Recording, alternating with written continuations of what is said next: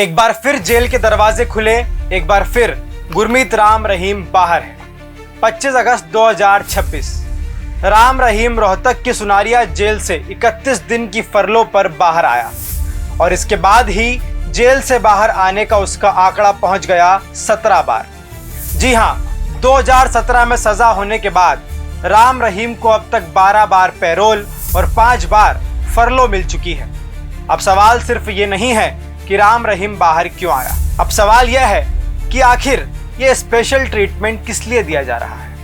नमस्कार, मैं हूं अक्षत मिश्रा और आप देख रहे हैं चौथा खंबा। आखिर एक कैदी को बार बार जेल से बाहर आने का रास्ता इतनी आसानी से कैसे मिल रहा है। कानून कहता है पैरोल और फरलो कोई मनमानी छुट्टी नहीं है।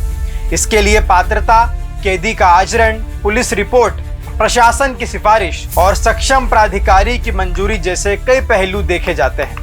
लेकिन राम रहीम का रिकॉर्ड देखिए। 2020 में पहली रिहाई से शुरू हुआ सिलसिला 2021, 2022, 2023, 2024, 2025 और अब 2026 तक लगातार चलता रहा। कभी 21 दिन, कभी 30 दिन, कभी 40 दिन और कभी 50 दिन तक जेल से बाहर रहने की अनुमति। अब जरा फर्क भी समझ लीजिए। पैरोल आम तौर पर खास परिस्थितियों में अस्थायी रिहाई की व्यवस्था है। हरियाणा के मौजूदा कानून के तहत पात्र कैदी को 1 साल में कुल 70 दिन तक नियमित पैरोल मिल सकती है। वहीं फरलो अलग व्यवस्था है। सामान्य तौर पर इसकी अवधि 21 दिनों की होती है। इसे टुकड़ों में नहीं लिया जा सकता, यानी कानून में रास्ता है, लेकिन सवाल है कि उस रास्ते का इस्तेमाल किसे और कितनी बार मिलता है। और यहीं से राम रहीम की रिहाइयों का सबसे बड़ा सवाल खड़ा होता है, क्योंकि राम रहीम कोई आम कैदी नहीं है।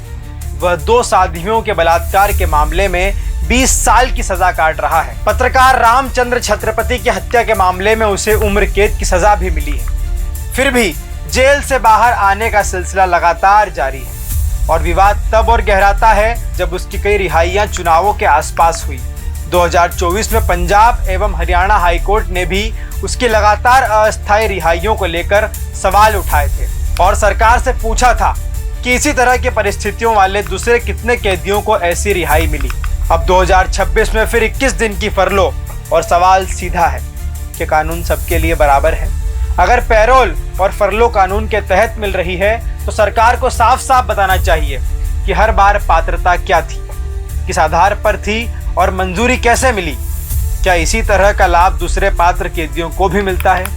क्योंकि मामला सिर्फ राम रहीम के जेल से बाहर आने का नहीं है, मामला उस व्यवस्था पर भरोसे का है जहां एक कैदी 17वीं बार जेल से बाहर निकलता है।